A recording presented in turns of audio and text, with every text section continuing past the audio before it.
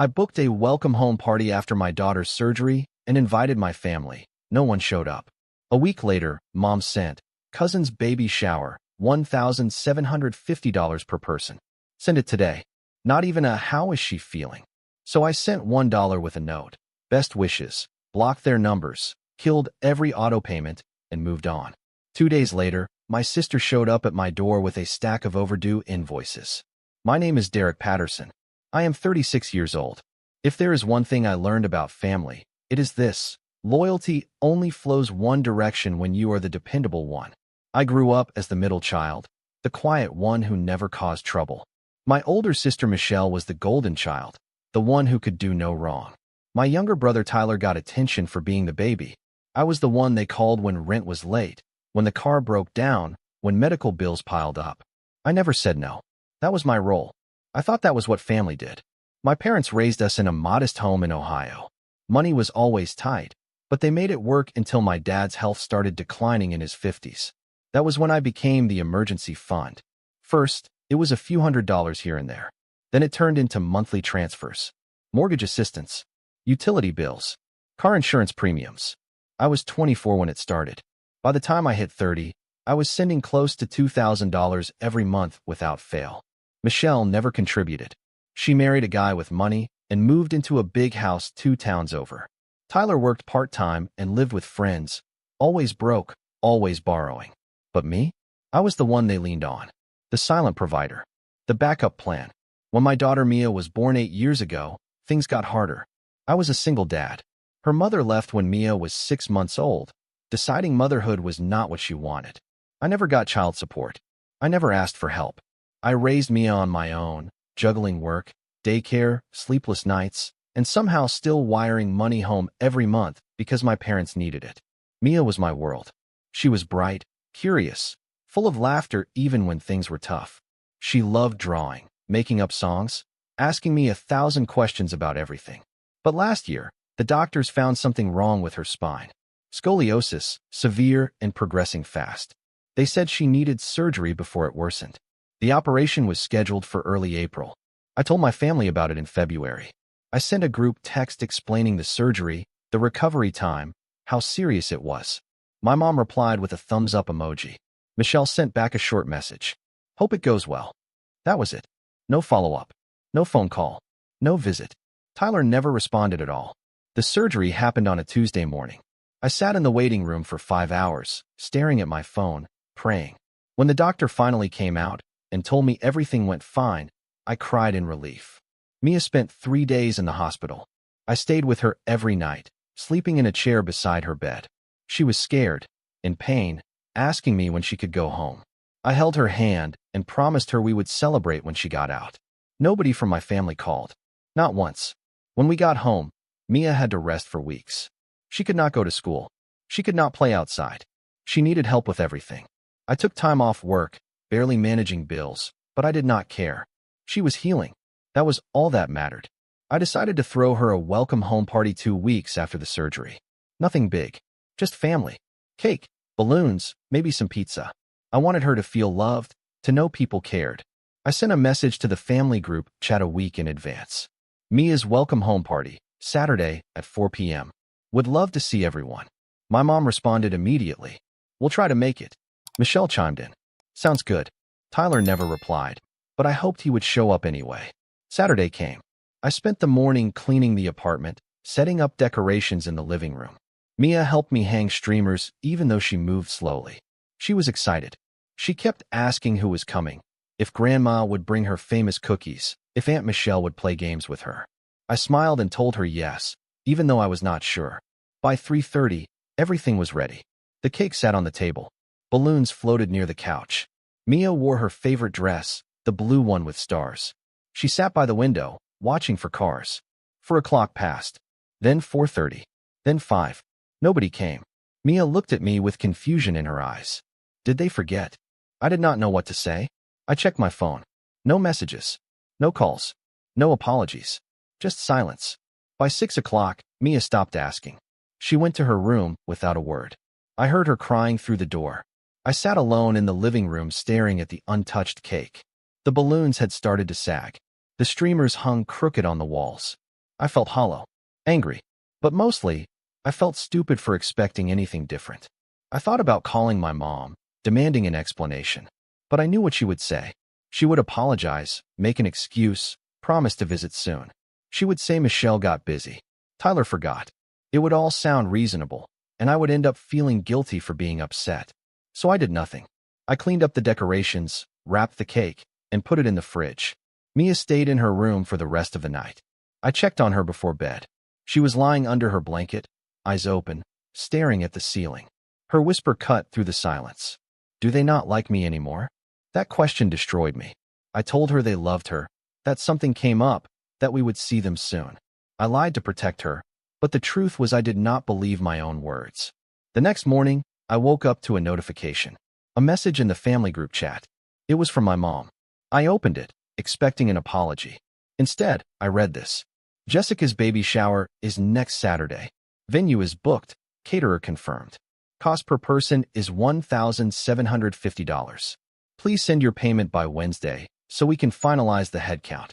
Excited to celebrate. I stared at the screen. $1,750 per person for a baby shower. I scrolled up, looking for any mention of Mia, any acknowledgement of the party they missed. Nothing. Not a single word. Not even a casual, sorry we couldn't make it. Michelle replied almost immediately. Already sent. Can't wait. My mom responded with a heart emoji. Tyler chimed in. I'll send mine tonight. I sat there feeling something cold settle in my chest. They had money for a baby shower. They had time to plan it, to confirm venues and caterers. But they could not show up for my daughter. They could not send a text asking how she was doing. They did not even pretend to care. I typed a response, then deleted it. I typed another, deleted that too. My hands were shaking. I wanted to scream at them, to ask what kind of people they were. But I knew it would not matter. They would gaslight me, tell me I was overreacting, make me the villain for questioning them. Instead, I opened my payment app. I selected my mom's profile. I typed in the amount. $1. In the notes section, I wrote 2 words. Best wishes. I hit send. Then I went to my contacts. One by one, I blocked every number. My mom, my dad, Michelle, Tyler, all of them. I did not hesitate. I did not second guess. I just did it. Next, I opened my banking app. I pulled up the list of automatic payments I had been making for the past 12 years. Mortgage assistance for my parents. $450 every month. Utilities. $230. Car insurance for my dad. $320. Internet and phone bill. $150. Streaming services they used. $60. Groceries delivered to their house twice a month. Another $300. Health insurance premium assistance. $890. I calculated it quickly. $2,300. Every single month. For years, I canceled every single one. The app asked me to confirm each cancellation. I clicked yes without hesitation. Mortgage payment? Canceled. Utilities? Canceled. Car insurance? Canceled. All of it. Gone. When I finished, I set my phone down and stared at the ceiling. I felt nothing. No guilt. No regret. Just a strange sense of calm. 2 days passed. I heard nothing from them, which was not surprising since I had blocked their numbers. I assumed the payments had not bounced yet, or maybe they had not noticed. Either way, I did not care. On the 3rd day, someone knocked on my door. I opened it. Michelle stood there, holding a stack of papers. Her face was red, her jaw tight. She shoved the papers toward me without saying hello. What the hell is this? I looked down at the papers in her hands. Overdue notices. Disconnection warnings. A mortgage payment reminder stamped with red ink. A utility company notice threatening service cutoff. An insurance cancellation letter. I did not take the papers. I just stood there, blocking the doorway, staring at her. Michelle's voice rose. You stopped everything. Mom and Dad's mortgage bounced. The power company sent a shut-off notice. Their car insurance got canceled. What is wrong with you? I still did not say anything. I just watched her, waiting for her to finish. She kept going, her voice sharper now. You can't just do this. They're counting on you. You know Dad's health isn't great. Mom can't handle this stress. You're putting them in danger over what? Some stupid grudge. That word, grudge. I almost laughed. Almost. But I did not. I just stood there, letting her words bounce off me like rain on glass. She finally stopped talking, breathing hard, waiting for me to respond. I looked past her, down the hallway, toward the stairs. I wondered if my parents had sent her, or if she came on her own. Either way, it did not matter. I stepped back and started to close the door. Michelle shoved her foot in the gap. "Derek, don't you dare walk away from this." I looked at her foot, then at her face. For the first time in years, I felt no guilt, no obligation, no family weight pressing down on me. Just clarity. "Take your foot out of my door." She blinked, surprised. I never spoke to her like that. I never pushed back. But this time, I meant it. She hesitated, then pulled her foot back. I closed the door without another word. I heard her yelling through the door, her voice muffled but still angry. I did not listen. I walked back to the living room and sat down on the couch. Mia was at school. The apartment was quiet, peaceful. For the first time in weeks, I did not feel guilty. I thought about all the years I spent wiring money home. All the times I went without so they could have more. The vacations I skipped. The things I did not buy for Mia because I was too busy funding their lives. The birthdays they forgot. The milestones they ignored. The surgery they did not ask about. And I thought about that message. That group chat demanding $1,750 for a baby shower. Not a word about Mia. Not a single acknowledgement of what she went through. Just entitlement. Just expectation. Just take. I pulled out my phone and looked at the blocked contacts. I felt no urge to unblock them. No desire to explain myself. They did not deserve an explanation. They knew exactly what they did. They knew they abandoned Mia. They knew they took me for granted. They just did not care until the money stopped. That night, I made dinner for Mia. Spaghetti, her favorite. She told me about her day at school, about a drawing she made in art class, about a friend who shared her snacks. She smiled more than she had in weeks. I smiled too. For the first time in a long time, I felt like I could breathe. 3 days after Michelle showed up at my door, I received an email. It was from my dad. The subject line read, "We need to talk." I did not open it. Instead, I logged into my bank account and reviewed the cancellations I had made. Every single one had processed. The mortgage payment that was supposed to go through on the 15th? Canceled. The utility auto pay scheduled for the 20th? Canceled. The car insurance renewal? Canceled. The internet bill? Canceled. I created a spreadsheet. I listed every payment I had been making for the past 12 years. I added up the totals, month by month, year by year. The number came to $276,000. That was how much I had sent them since I turned 24. $250,000. I stared at that number for a long time. I thought about what I could have done with that money. A house, a college fund for Mia, retirement savings, vacations, security. Instead, I spent it propping up people who did not even show up when my daughter needed them. The emails kept coming. My dad sent 3 more. I deleted them without reading. My mom sent one with the subject line, "Please call me." I deleted that too. Tyler sent a message through Facebook before I remembered to block him there. "Dude, what's going on?" Mom's freaking out. I blocked him and deactivated my account. Michelle tried calling from a number I did not recognize. I let it go to voicemail. She left a message. I deleted it without listening. They were panicking. I knew they were. The mortgage was due. The bills were piling up. The insurance was gone. And for the first time in over a decade, I was not there to fix it. I felt no guilt. I felt no obligation. I felt nothing but a strange, quiet satisfaction. A week passed. I focused on Mia. I took her to her follow-up appointment. The doctor said her spine was healing perfectly. She could start physical therapy soon. She was excited, asking when she could play soccer again, when she could ride her bike. I told her soon, and I meant it. At night, I sat on the couch and read through old text messages. Messages from years ago. Birthday wishes I sent that went unanswered. Photos of Mia I shared that got no response. Updates about her school achievements that were met with silence. I scrolled back further to messages about my own life. Job promotions. Apartment moves. Difficult days. Nothing. No congratulations. No support. Just requests for money. I closed the messages and put my phone down. The next morning, I got a letter in the mail.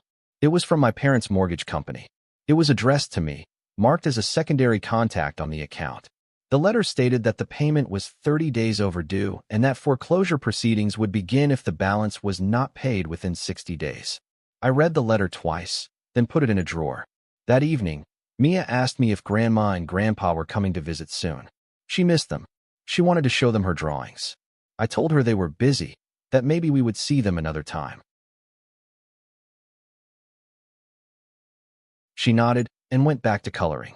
I sat there watching her, this little girl who had been through so much, who deserved so much better than the family I had given her.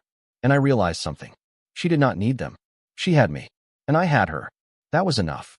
The people who could not show up for her recovery party did not deserve a place in her life. They did not deserve access to her love, her trust, her joy. And they definitely did not deserve another dollar from me. 2 weeks after I canceled the payments, my mom showed up. I was leaving for work when I saw her standing by my car. She looked older than I remembered. Tired. Her face was drawn, her eyes red. She had been crying. I stopped walking. I did not say anything. I just stood there, keys in my hand, waiting. Derek, please. We need to talk. I shook my head. No, we don't. She stepped closer, her voice breaking. You can't just cut us off like this. We're family. Your father's insurance got canceled. The mortgage is overdue. The power company is threatening to shut off our electricity. We don't know what to do. I looked at her, really looked at her. I saw the desperation in her face, the panic in her voice. But I also saw something else. I saw entitlement. I saw the same woman who demanded $1,750 for a baby shower without asking how Mia was recovering. The same woman who never called after the surgery. The same woman who let her granddaughter sit by a window waiting for family that never came. You should have thought about that before you ignored my daughter. Her face twisted. That's not fair. We didn't ignore her. We were busy. Things came up.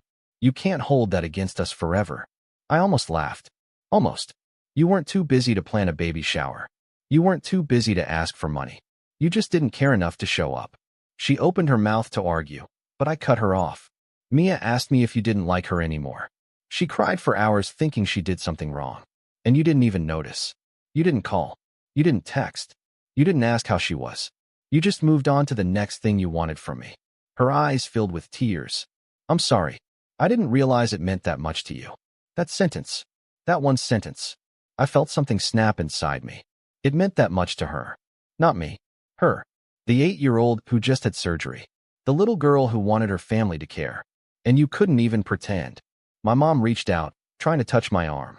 Derek, please. We'll make it up to her. We'll visit. We'll apologize. Just don't do this. Don't leave us like this. We need you. I pulled my arm away. You need my money. That's all you've ever needed from me. She shook her head, her voice rising. That's not true. We love you. You're our son. I looked at her for a long moment. I saw the woman who raised me, who fed me, who tucked me in at night when I was a kid. But I also saw the woman who turned me into an ATM. The woman who took and never once asked if I was okay. The woman who taught me that love was conditional, that family was transactional, that I only mattered when I was useful. If you loved me, you would have shown up. She called after me, her voice desperate, pleading. I got in my car and drove away. I did not look back. That night, I sat in my apartment and felt a weight lift off my shoulders. For the first time in my life, I did not owe them anything. I did not have to fix their problems. I did not have to be their safety net. I was free. After the confrontation with my mom, I knew they would not stop. They would keep coming, keep calling, keep showing up. They would guilt me, manipulate me, try every angle to get me back in line. So I decided to make sure I had proof. Evidence. Something I could point to if they ever tried to gaslight me or twist the narrative. I sat down at my kitchen table with my laptop and started pulling files.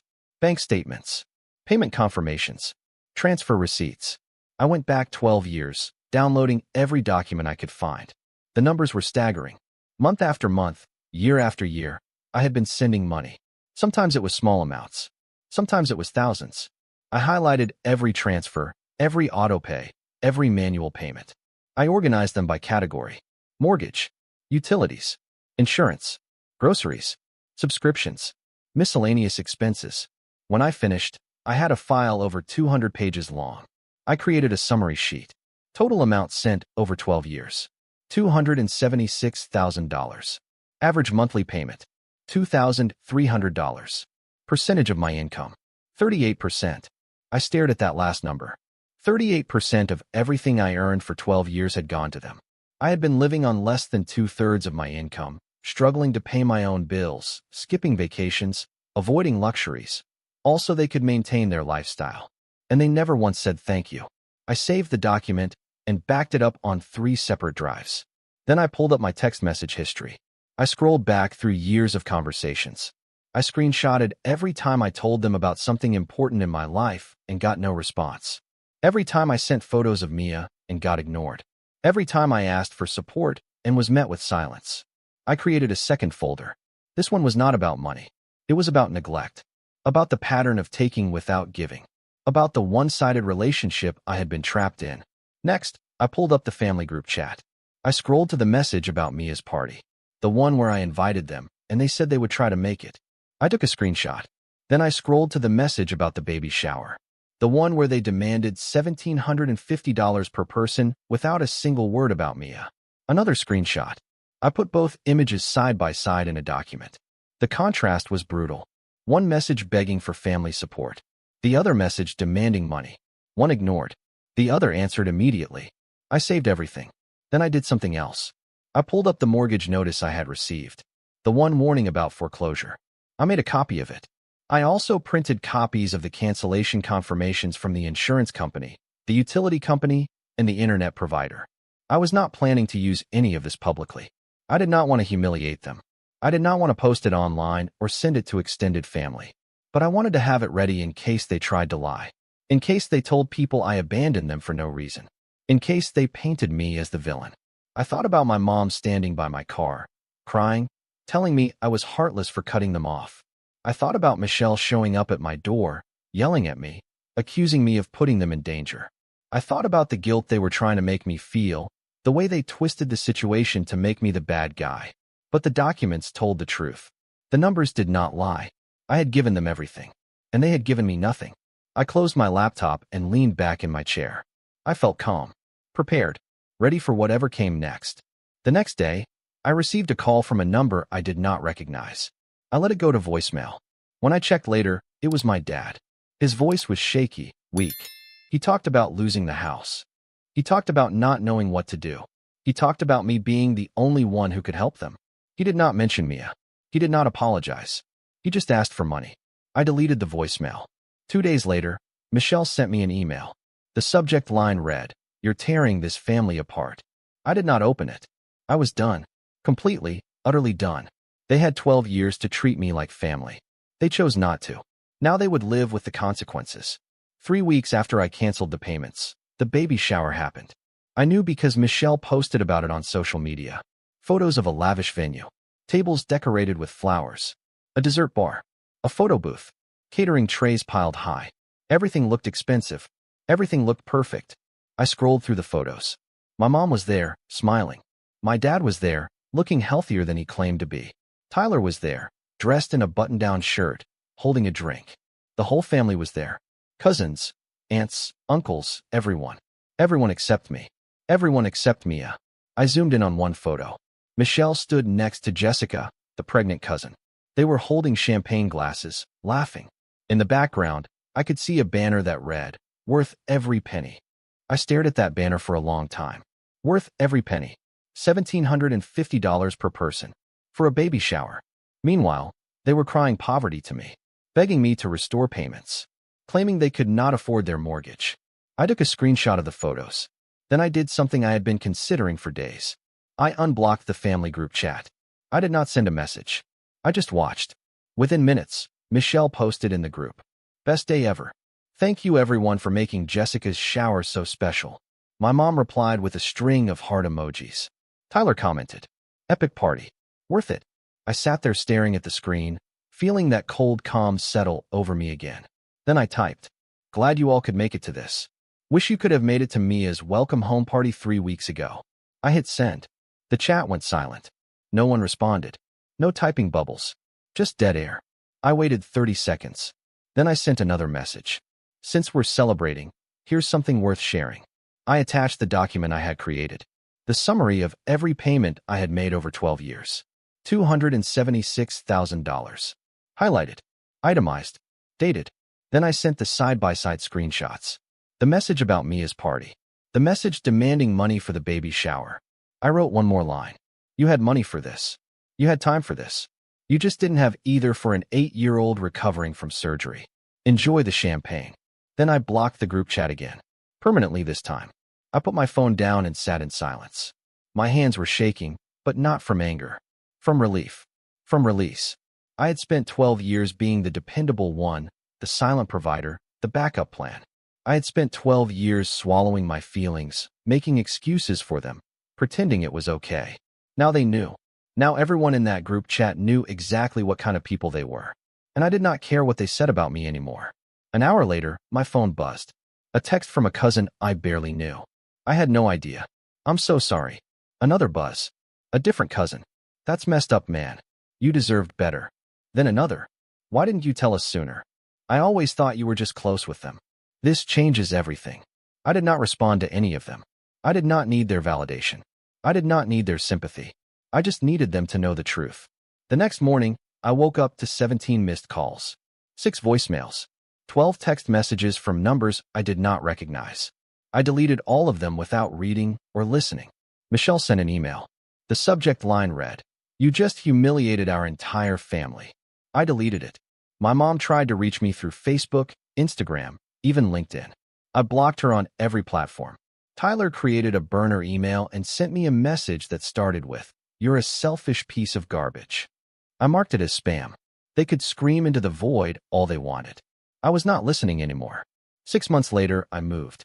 Mia and I found a smaller apartment across town.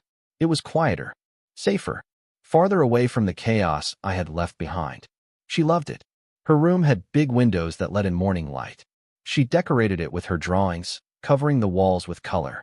Her recovery was complete. She was back in school, playing with friends, riding her bike. The surgery scar on her back was just a thin line now, barely visible.